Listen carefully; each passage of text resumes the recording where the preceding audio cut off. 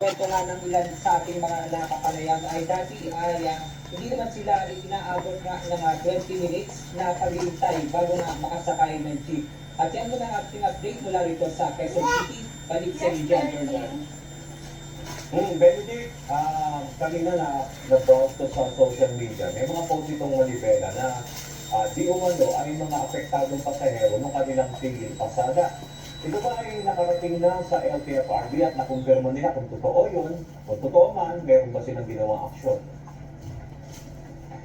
Bernard, kanina ay natanong nga rin yung kay spokesperson na Attorney Inton yung kung may yung bilang, kung ilan yung bilang ng mga naapektuhan at ayon nga sa kanila ay kasalukuyan nilang kinukuha yung bilang ng mga naapektuhan nitong tigil pasada at siniguro rin naman nila na magpapadala sila ng mga magbibigay ng libreng sakay sa mga maapektuhang commuter, Bernardo.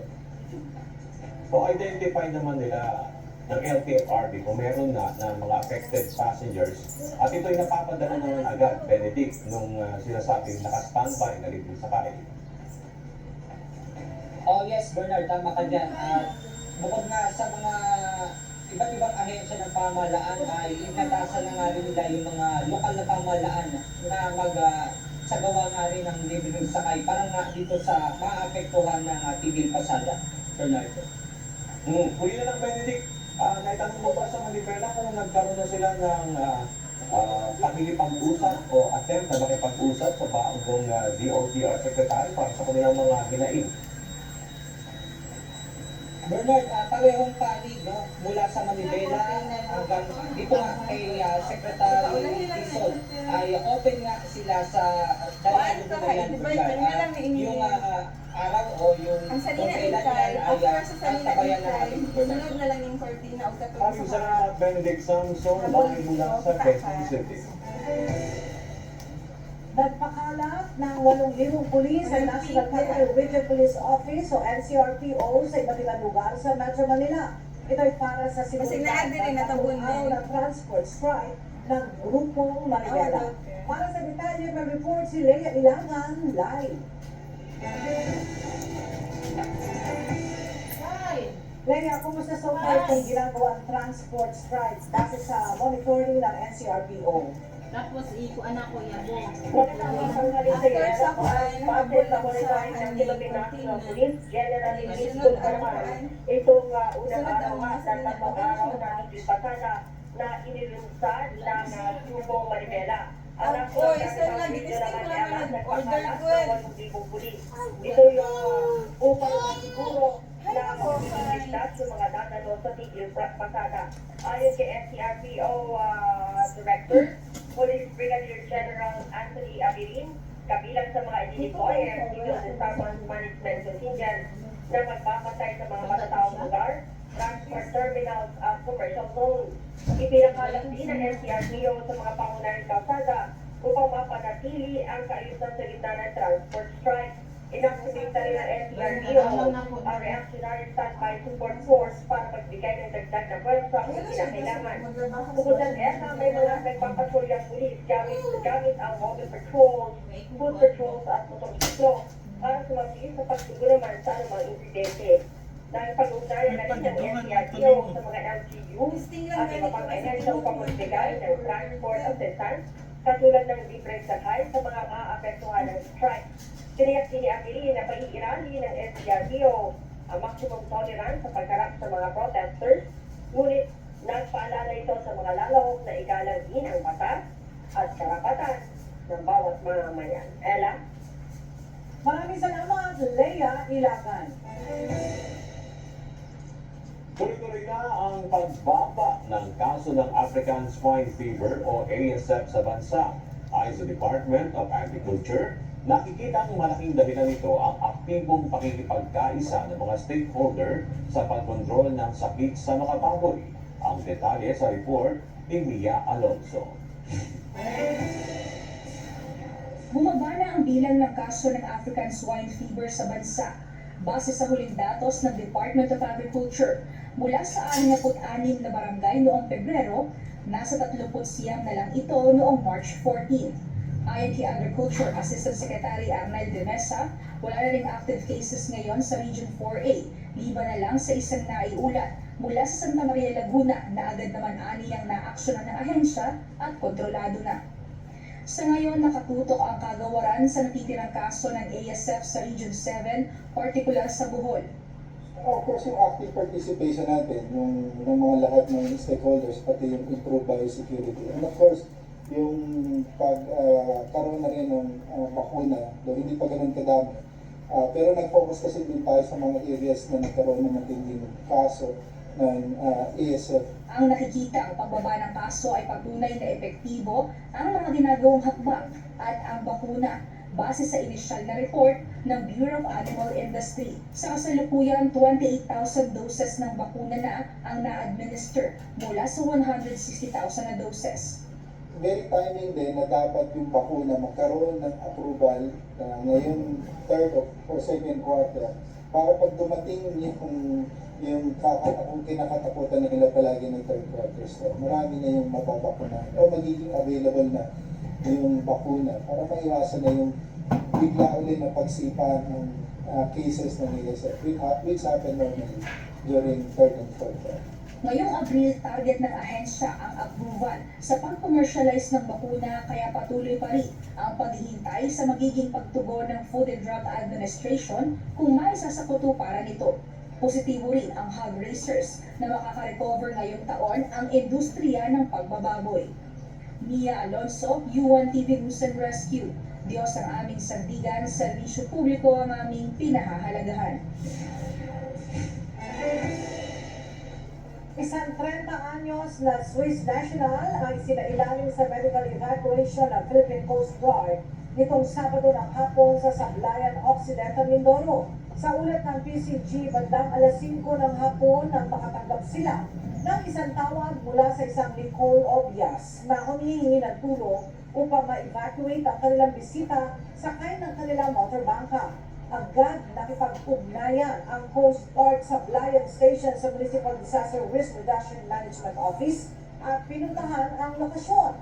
Napag-alamang nakaranas ng hirap sa paghinga ang dayuhan matapos ang sunod-sunod na diving activities. Agad namang itinurn over ang dayuhan sa MDRRMO upang ito ay masuri at dinala sa District Hospital ng Sablayan Occidental, Mindoro. Sa gitna ng kampanya ng pamahalaan laban sa mga dayuhang pulante, nahuli ng Bureau of Immigration ang isang grupo ng POGO workers na tangkang tumakas sa bansa. Ayon sa BI, ang mga nahuli ay may kaugnayan sa Lucky South 99, isang POGO company na niraid ng mga otoridad sa Porac, Pampanga. Narito ang report ni Jed Nerasina.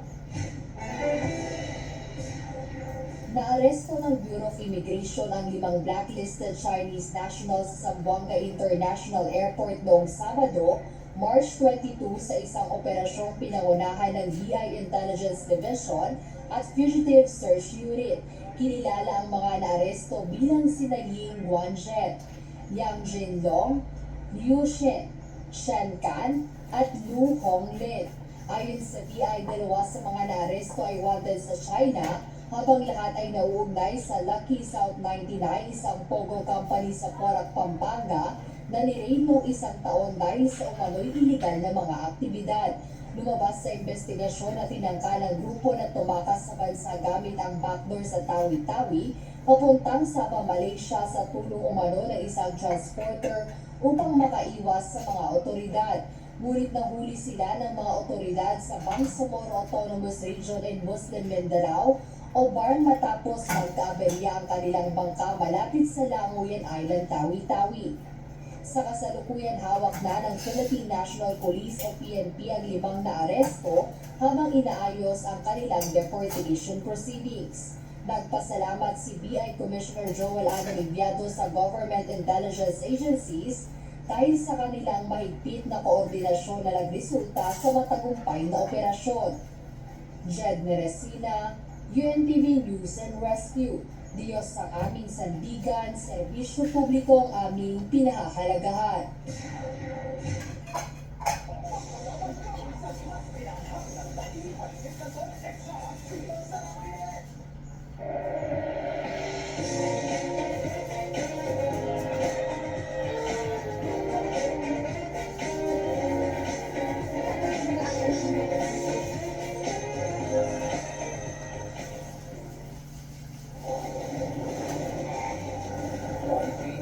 stop you from doing your best. Buti may salon fast. With the recognition ingredients, release pain and knee. It's long-lasting relief that lasts up to 8 hours. For shoulder, neck, and back pain.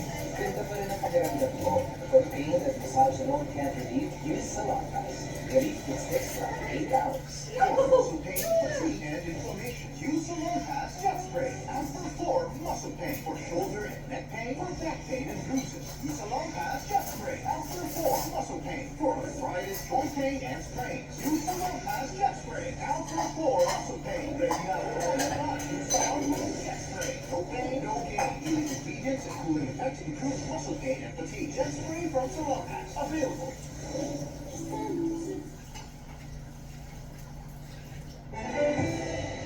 Ipagbabawal na ng Bureau of Immigration ang pagkakaroon ng layover sa deportation flights ng mga dayuhang sangkot sa Philippine Offshore Gaming Operator sa Pogo. Base sa inilabas na sa resolusyon ng BI, tanging sa direct flights na lamang isasakay ang mga ipinadideport ng foreign Pogo workers, maliban na lamang kung talagang walang direct flight sa bansa pagdadalhan sa mga ito. Layo nito na mapigilan ang posibilidad na makatakas at lalo pang lumawak ang kanilang operasyon sa ibang mga bansa. Katuwang ang Department of Justice sa ngayon ay nakikipag-ugnayan na ang Bureau of Immigration sa mga airline company para sa maayos na pagpapatupad ng bagong direktiba. Inaasahan ng Commission on Elections o COMELEC na tataas ang election-related violence o karahasan pagsapit ng kampanya para sa mga lokal na kandidato. Partikular sa mga lugar na matindi ang tunggalian sa politika. Mula sa Maynila, may report si Dante Amento live.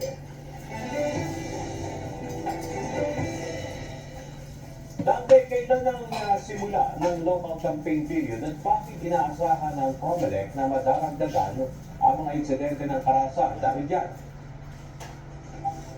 Pagandang dala ni Bernard, sa Biyernes na March 28 ay magsisimula ang pananampalya para sa mga lokal na kandidato mula po yan sa matakbong gobernador hanggang sangguniang panlungsod o bayan. Tatagal ang campaign period ng mga local candidates ng mahigit 4 na araw. Ayon sa Commission on Elections o COMELEC, inaasahan lang tataas ang kaso ng karahasan sa halalan kapag kampanya sa lokal. Paliwanag ni Chairman George Erwin Garcia, ito ay batay na rin sa matagal ng karanasan.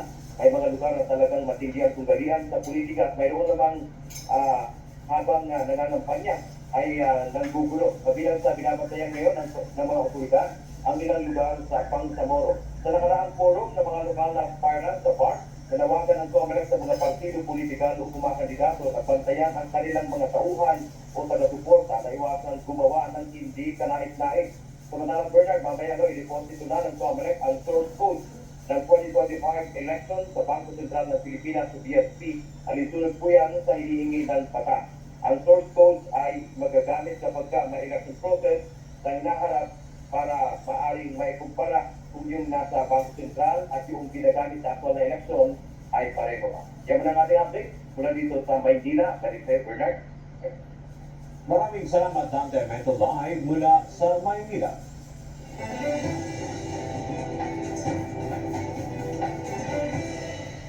Tinulungan ng UNTV News and Rescue ang isang senior citizen sa Dagat Camarines Norte na nasagasaan ng tricycle habang patawid sa kalsada. Sa Quezon City naman, isang binatilyo ang sugatan matapos mabangga ng isang 10-wheel truck. Narito report ni Lizelle Nael. Naka-standby duty sa isang event ang UNTV News and Rescue nang may mangyaring aksidente sa labas ng venue sa Barangay Lagon, Daet, Camarines Norte, bandang alas 8:30 ng gabi nitong Biyernes, March 21. Nabangga ng tricycle ang tumatawid na senior citizen.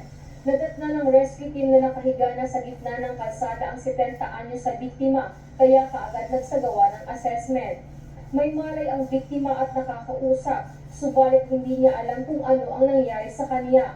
Nagtamo ito ng bukol at gasgas sa kanang noo, maliit na gasgas sa kanang braso at kaliwang hinlalaki na agad namang nilapato ng pangunang lunas ng UNTV News and Rescue Team. Inendorso ng grupo ang pasyente sa BFP Diet Rescue Unit at dinala sa Camarines Norte Provincial Hospital. Habang binabaybay ng UNTV News and Rescue Team ang kahabaan ng Quezon Boulevard patungong Quiapo, Manila, ay namataan ng grupo ang isang lalaking nakahandusay sa U-turn slot na malapit sa Quezon Avenue sa Quezon City. Kaagad namang nilapitan ng team ang lalaking nagtamo ng hiwa sa kanang kamay at hinihinalang bali sa kanang binti. Matapos lapatan ng first aid ang 17 anyos sa lalaki, dinala ito sa UST Hospital. Ayon sa nakasaksi sa aksidente, bigla na lamang umanong sumulpot ang biktima na motorcycle rider sa gilid ng 10-wheel truck. Lizel Nael, UNTV News and Rescue. Diyos ang aming sandigan, serbisyo publiko ang aming pinanghahalagahan.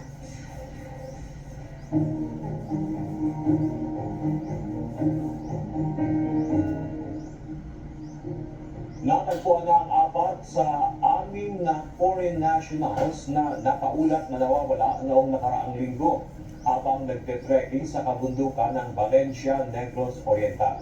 Ayon sa Valencia Municipal Police Station, apat sa kanila ay na-rescue sa sitio Kamuntol, Barangay Silab, Sabado ng hapon. Ang apat na dayuhan ay sina Wolfgang Slenker, Alvin Fink, Anton Chernoff at Terry D. Compton. Ang apat ay nahiwalay sa dalawa pa nilang kasamahan habang patungong pa rin sa Sayao Twin Lakes Natural Park noong Miyerkules. Ang dalawa ay naunang na-rescue noong Biyernes. Dinala ang apat sa Negros Oriental Provincial Hospital para sa medical assessment dahil sa naranasang hypothermia. Nasagip ang isang Pinker's Hawk Eagle na may scientific name na Lysippus pinkeri ng isang concerned citizen sa barangay Muling, Sultan Kudarat. Ang naturang lawin ay may bigat na 2.51 kilograms at wingspan na 99 cm. Agad itong isinurrender sa Community Environment and Natural Resources Office o CENRO para sa maayos na pangangalaga at rehabilitasyon. Ayon sa DNR, ang Pinker's Hawk Eagle ay kilala din sa tawag na South Philippine Hawk Eagle ay isang endemic species sa Pilipinas at kalimitang matatagpuan sa isla ng Leyte, Samar, Negros, Basilan, Bohol at Mindanao.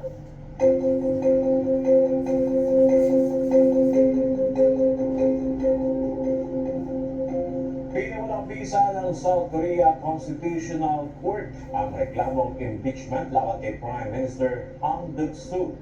Dahil dito siya na muli ang acting president ng South Korea. Ayon sa korte, na-dismiss ang impeachment case laban kay Han sa botong 5-1 sa 8 justices, habang 2 maestrado ang tumutol sa kaso sa simula pa lamang. Nanuklong si Han bilang presidente nang masuspindi si Yoon Suk-yeol dahil sa pagdeklara nito ng martial law. Umabot na sa mahigit 50,000 ang nasawi sa mga Palestinian simula ng bakbakan sa Southern Gaza. Ayon sa Palestinian authorities, dito lamang weekend ay nasawi ang Hamas political leader na si Saal al-Bardawil nang maglunsad ng panibagong airstrike ang Israel. Libo-libo pang Palestinian ang nagsilikas habang nasa 30 Palestinians ang nadagdag sa tala ng panibagong casualty ng pagpiryahin ng Israel ang mga lugar ng Rafah at Khan Yunis. Wala pang komento ang Israel sa pangyayari.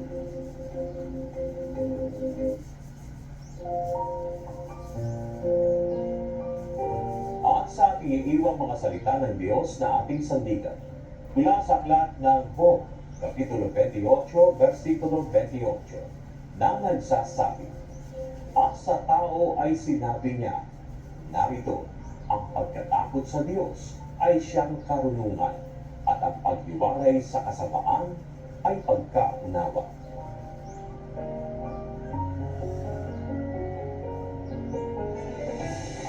At yan ang mga balita namin tinutukan at inaksyonan dahil sa aming pagbabalita, una ang pagtalinga sa kapwa. UNTV News, may balita sa mapanig ng daigdig. At dito sa UNTV, Diyos ang aming sandigan, serbisyo publiko ang aming pinaalagahan. Magandang hapon.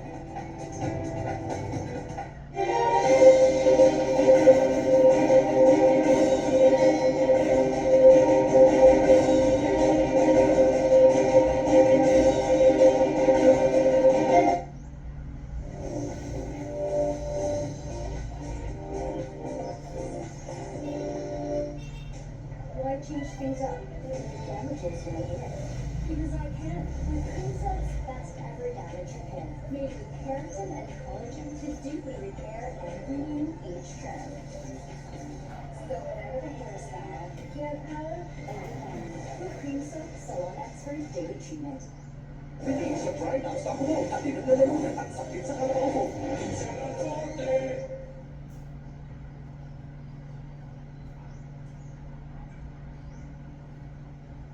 Simulan na natin ang balitaan. Narito po ang malalaki at makabuluhang balita ngayong araw. Balita ngayon.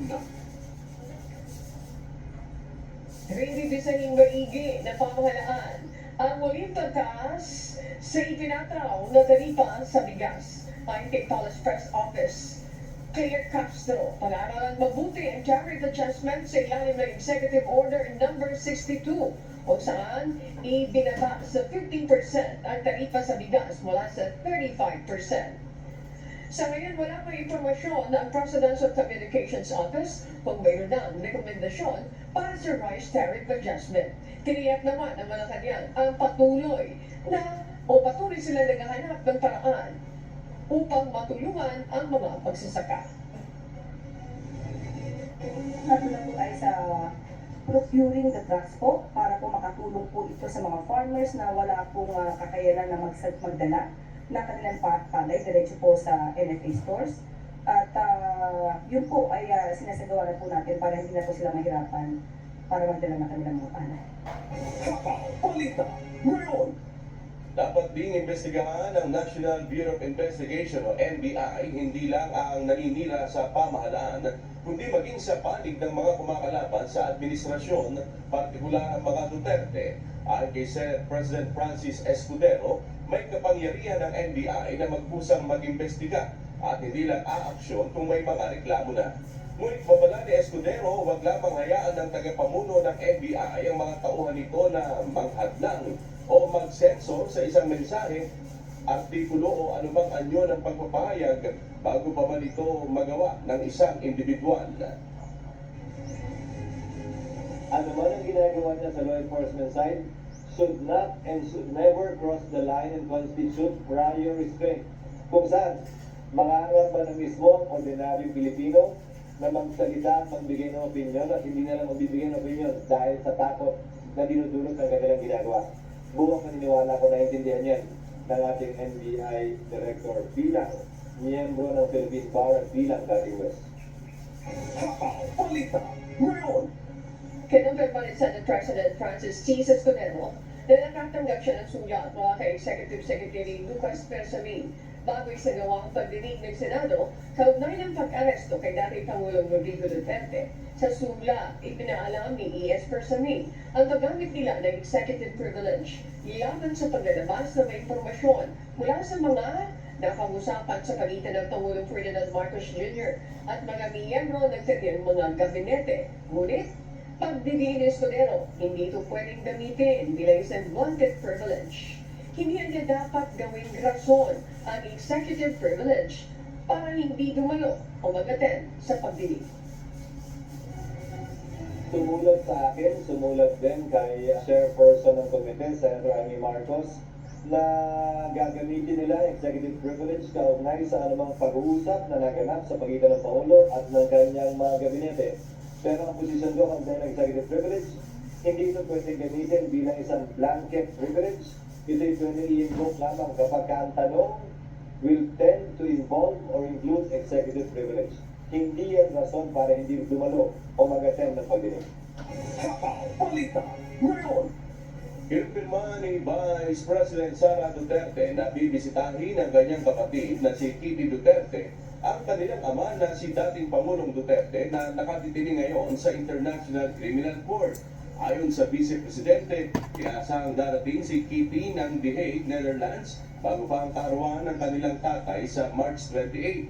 At inaasahang mananatili doon hanggang sa unang linggo ng Abril.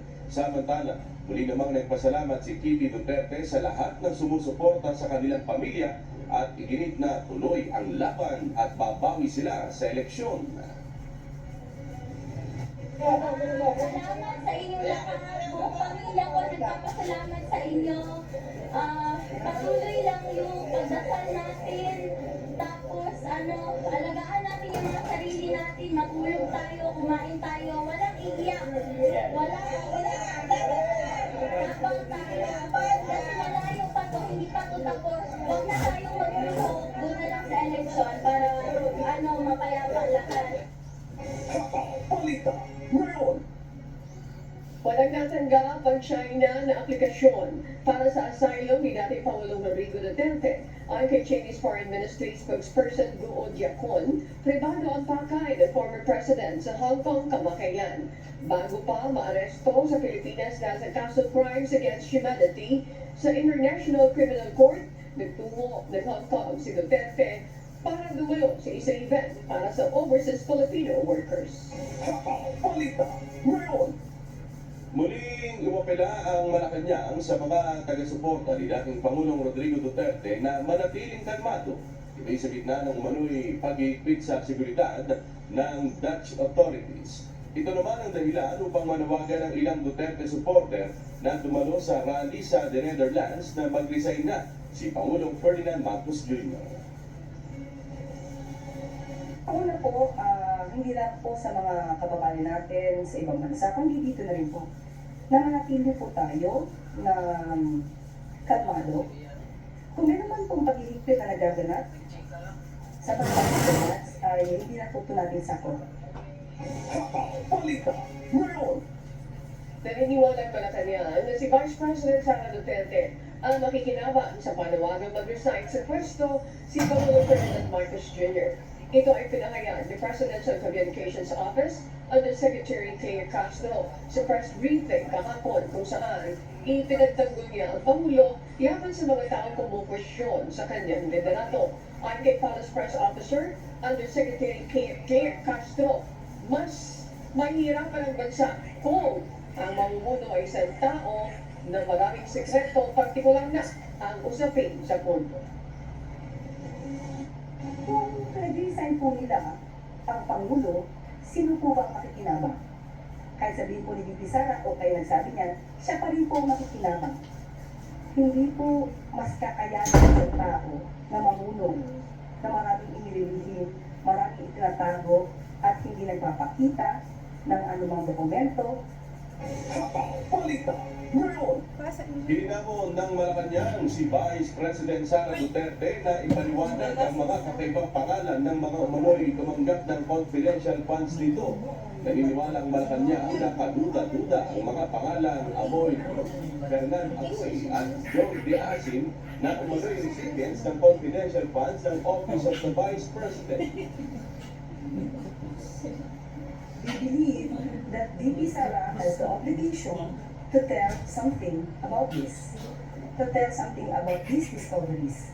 Marami na po naglilipala patungkol sa mga peking resibo na di umano na issue po ng opisina po ni VP Sara. Ayon naman kay Congressman Ortega, mapatitibay nito ang impeachment complaint laban kay VP Sara. Will strengthen Article 2. Sabi ko nga, meron naman na nangyari na hearing sa good government. So, mas maganda na sabi ko nga, tuloy-tuloy itong mga to, buhay yung mga issues at napapatunayan po natin yung mga findings natin during the Committee on Good Government. Balita ngayon. Binigyan din ni Vice President Sara Duterte ang kanyang naging pahayag na may nangihimasok sa paggamit ng budget ng Department of Education. Ginawa ni VP Sara ang muli niyang pagbanggit sa kanyang naunang alibisyon hinggang sa budget na kagawaran sa isang rally sa The Hague sa The Netherlands. Ayon sa Vice Presidente, ito ang dahilan kung bakit siya nagdikting bilang DepEd Secretary. Personal ko po na experience yung budget ng school building program ng Department of Education, pinagkakilatian lang sa loob ng House of Representatives.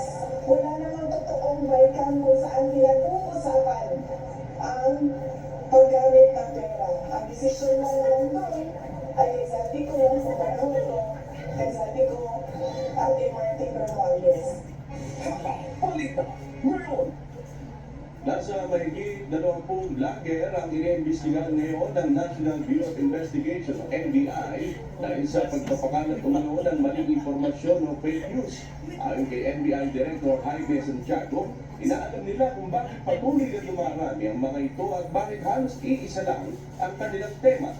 Kabilang sa anggulong tinitignan ng NBI sa pagkalat ng mga maling balita ay ang pag-aresto kay dating Pangulong Rodrigo Duterte.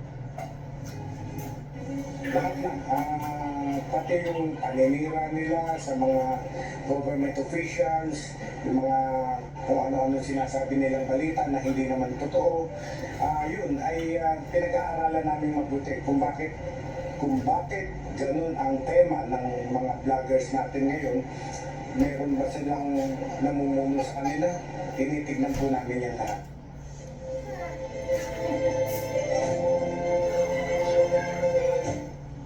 Matagumpay na natapos ng Bureau of Fisheries and Aquatic Resources kasama ang Philippine Coast Guard ang magsasagawa ng Maritime Domain Awareness o MDA flight gamit ang RP-1077 aircraft na umalis sa Subic Airport. Ang misyon ay nakatuon sa pagmamonitor sa mga sasakyan ng pamahalaan ng Pilipinas na nagbibigay ng subsidiya sa gasolina at mga pagkain sa mga bangkang pangisda sa Baho de Basilio. Ayon kay Philippine Coast Guard spokesperson on West Philippine Sea Concerns, J. Cariela, pagdating ng eroplano bandang alas 9:40 ng umaga kahapon, nakita ang 4 na sasakyan ng BIFAR at 2 sasakyan ng PCG, pati na rin ang humigit kumulang 26 na bangkang pamisda. Nakamataan din sa monitoring ang ilang China Coast Guard, isang People's Liberation Army Navy vessel sa Luzon at ilang Chinese Maritime Militia vessel. Bagamat walang naranasan pangaharash ang mga barko ng Pilipinas kahapon, kapansin-pansin naman ang mga floating barrier na muling inilagay ng China sa silangang bahagi ng Baho de Basilio. For the MDA flight, monitor lang natin is yung deployment ng PLA Naval Air Force helicopter. We were not able to see the tail number.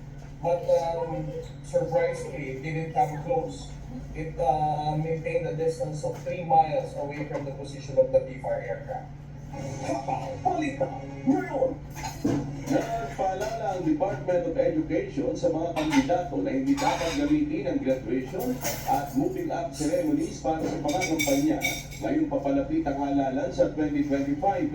Ayon kay DepEd Secretary Sani Angara, kailangan mapanatili ang professionalismo at political neutrality sa mga paaralan. Ipinagbabawal din sa pilitang kontribusyon at lapis na paggastos para sa seremonya na gaganapin sa April 14 hanggang 15 na pinayuhan ng mga paaralan na pumili ng maaliwalas na venue at iwasan ang matinding init upang matiyak na komportable ang lahat ng dadalo.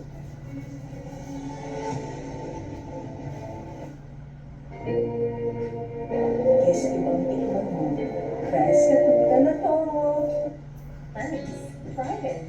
Protect and restore. Silka Face Guarantee.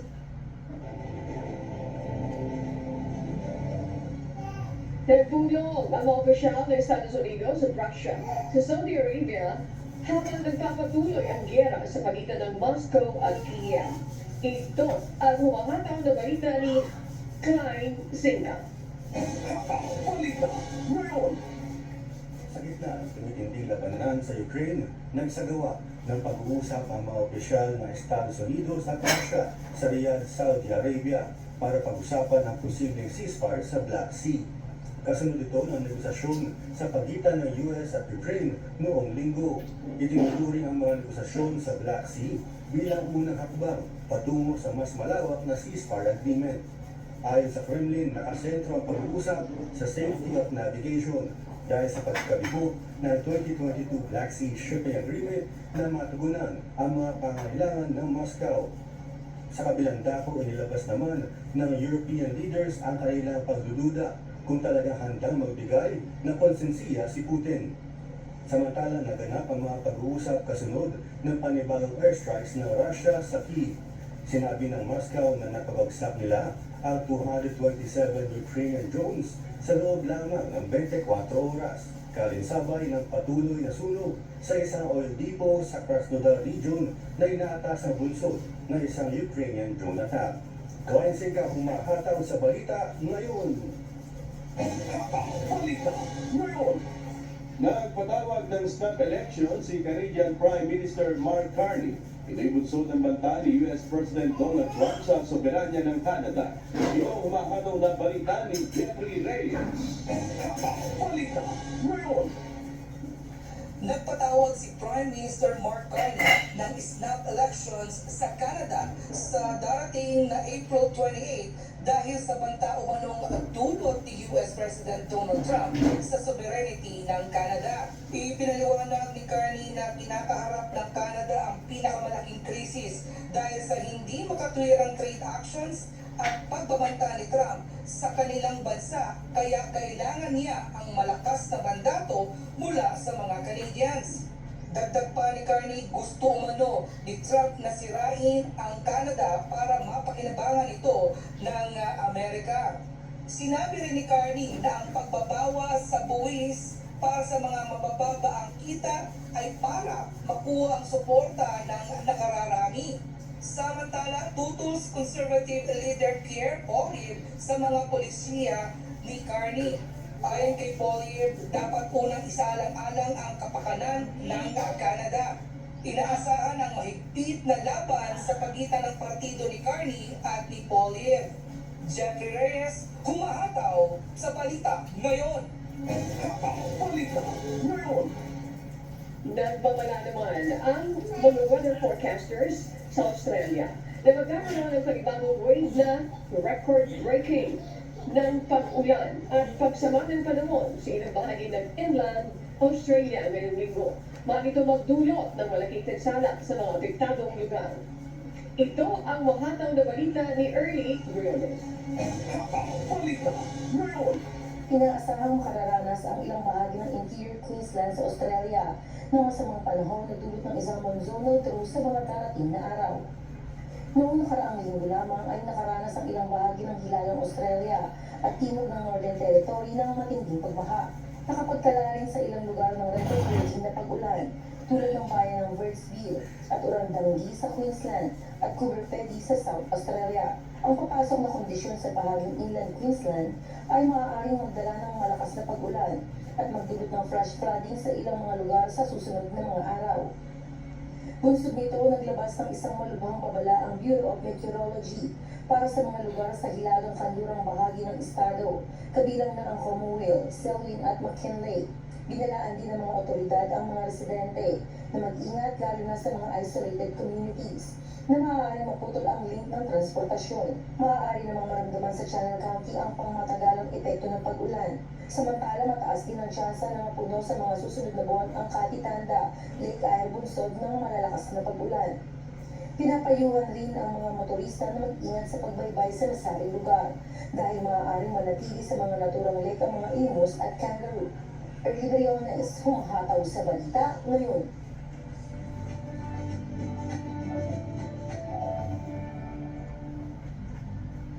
Patuloy na humihina ang northeast monsoon o hanging amihan na siya nagpapalamig sa hilagang Luzon. Ayon sa pag-asa, posibleng magtapos na ngayong linggo ang pag-iral ng amihan na siya magiging pasimula ng pagkakaroon ng mainit at tuyong panahon sa bansa. Gayunpaman, posibilidad pa rin ang mga pag-ulan at pagkidlat pagkulong sa hapon o gabi.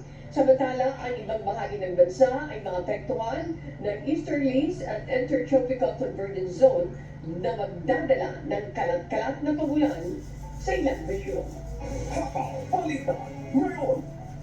Dalawang lugar sa bansa ang inaasahang makakaranas ng linear level na heat index ngayong araw. Base sa inilabas na March 24 bulletin ng Pag-asa, posibleng makaranas ng 43 degrees Celsius na heat index ang Dagupan City sa Pangasinan.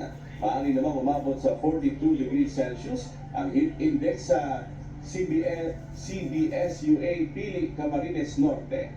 Samantala sa Metro Manila, inaasahan naman na aabot sa 38 degrees Celsius ang temperatura sa Naiya, Pasay, habang 36 degrees Celsius sa Science Garden sa Quezon City.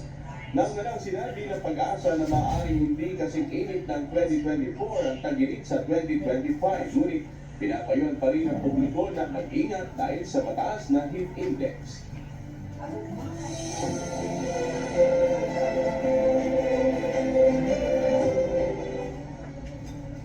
Isang fabrication laboratory ang inilunsad ng Department of Trade and Industry o DTI at Bataan Peninsula State University para sa mga negosyante sa Bataan. Ito ang mga taong na balita ni Mel Aquino. Balita ngayon. Formal lang inilunsad kahapon ang isang Shared Service Facility Fabrication Laboratory o SSF Fab Lab sa lalawigan ng Bataan. Sa pangunguna ng Department of Trade and Industry o DTI, Department of Science and Technology o DOST, Bataan Peninsula State University o BPSU, Provincial Cooperative and Enterprise Development Office o PISEDO, Technical Education and Skills Development Authority o TESDA at lokal na pamahalaan ng Bataan. Lain ng pasilidad na matulungan ang business community at academic institution na tumuklas ang iba't ibang makabagong produkto at kaalaman na maaari nilang mapakinabangan, partikular sa mga micro, small, and medium enterprises o MSME na makatutulong sa paggawa ng mga packaging at labeling ng mga produkto. Yung ginanap na launching natin for the Shared Service Facility Fabrication Laboratory for the BPSU ay isang paraan ng matulungan ang ating mga business community, ang academic institution, para magtuklas ng mga panibagong mga produkto. Itong SSF launch nito ay isang oportunidad para sa DTI to extend its services, lalo na sa ating mga micro, small, and medium enterprises. So, yung services ng Fabrication Laboratory will address yung needs ng ating mga SMEs, lalo na sa larangan ng packaging, labeling, yung mga design, yung printing services na kailangan nila. Nais naman ang lokal na pamahalaan na bumuo ng isang maayos na ecosystem ng pagnenegosyo sa lalawigan upang mas lalo pang makatulong sa mga negosyante at pagsusunod na maging Silicon Valley ang lalawigan ng Bataan. Natutuwa po kami na natuloy-tuloy yung ating development ng ating laboratory para makatulong sa mga negosyante, makatulong sa ating MSMEs, ating mga startups na